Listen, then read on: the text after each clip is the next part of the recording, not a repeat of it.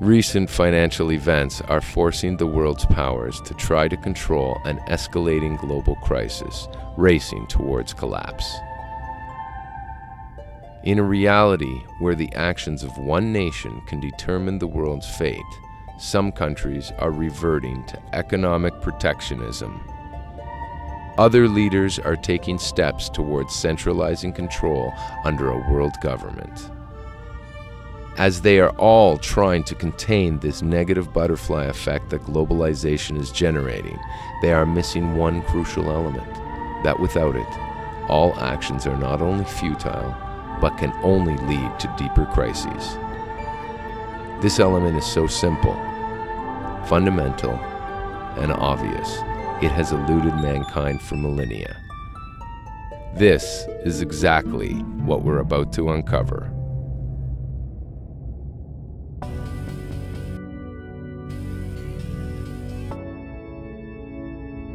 Globalization is the manifestation of the connection between all parts of humanity as one system. For the first time in history, we are forced into a system of inescapable interdependency, blind to the consequences of our actions. We already existed in a similar form in ancient Mesopotamia.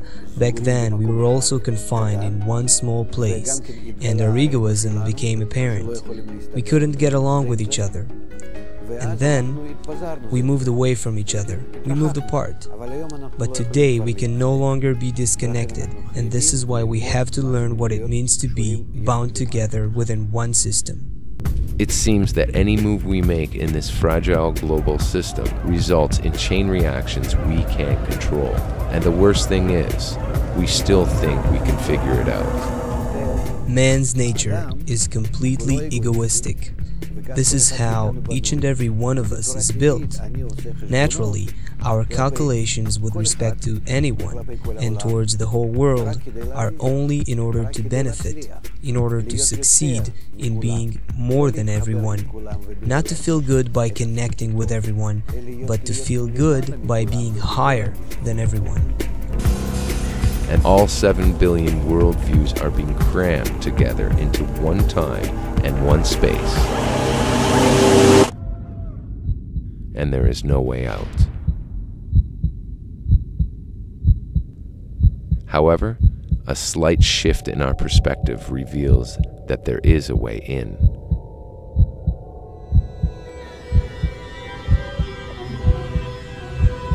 In here, there are more than 7 billion individuals who successfully coexist. In every living body, even on the vegetative level, all the more so on the animate level, all systems work in an integral, reciprocal way, in harmony with each other, meaning there is no element that serves itself, but they exist and live in order to serve the whole body. In here, they interact from an internal awareness of their interconnection. They all work according to one unifying principle. It is the force behind the whole of existence, connecting elements into systems and systems into a single whole. It is the quality of unconditional bestowal. The general law of nature is the law of bestowal and love. This is why nature is capable of creating everything, building its elements of inanimate, vegetative, animate, and human, enlivening them and bringing them to a corrected state. This motivates them with an instinctive direction to work for the common aim, creating the fertile soil for a new, greater, infinitely higher level of existence. You. Not just your physical body that's watching this screen, but that conscious point of awareness that is now connecting with the idea of this film. That single point is one of 7 billion cells of humanity's body desperately trying to operate this immense and intricate system without knowing or using its primary unifying principle, the law of nature. That is the missing element that's been eluding mankind.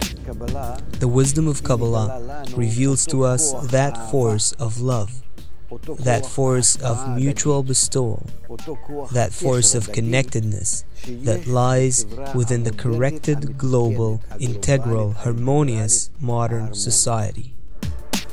However, there is one difference between ourselves and us. They instinctively follow nature's law, and we, as conscious beings, must agree with it of our own free will in accord.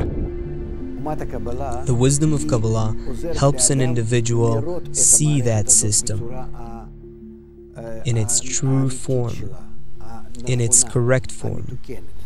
And when one starts being drawn to that system, realizing how good it is, he learns it, and then he envisions how better, how beautiful it is to be in it.